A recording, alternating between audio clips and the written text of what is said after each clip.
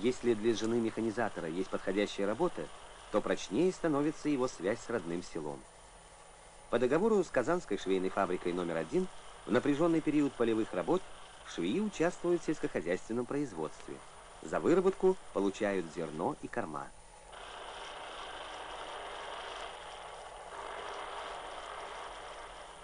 Чтобы женщины могли спокойно работать, необходим детский сад. Имеющийся стал маловат. Использование на строительстве детского сада гидравлического крана свидетельствует о масштабе работ и щедрости колхоза в заботе о детях. Об уровне гуманизма общества судят по его отношению к детям, женщинам, старикам. Колхоз не оставил безответным желания аксакалов, заботливо реставрировал мечеть. В деле укрепления нравственных начал религия – наш союзник.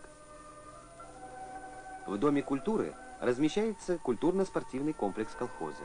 Его построили сами, хозяйственным способом.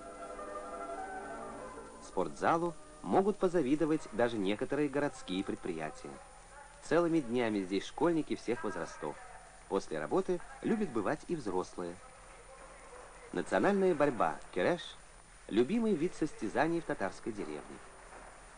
Разве можно прекратить поединок, если ты повержен противником?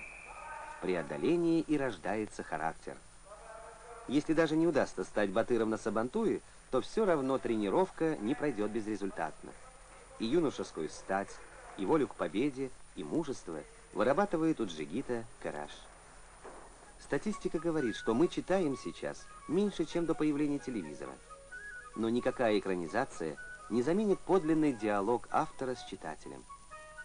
Библиотека колхоза Кама пропагандирует художественную, детскую, политическую и специальную литературу. В колхозе есть свои этнографы, краеведы. Их стараниями организован музей, который связывает далекое прошлое с сегодняшним днем. Только в музее молчат тальянки, а на сцене заиграют так, что каждый плясать готов.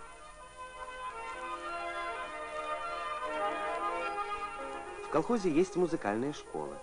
Преподает музыку Вакиф Нургалеевич Мингалеев, выпускник Казанской консерватории. Он играет на всех музыкальных инструментах.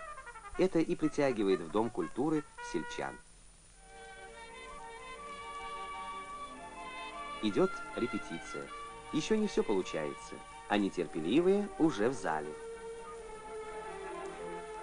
1 сентября председатель колхоза обязательно заходит в класс к самым маленьким. Ему, конечно, хотелось бы знать, какими они будут через 10 лет, ведь им принимать эстафету перестройки.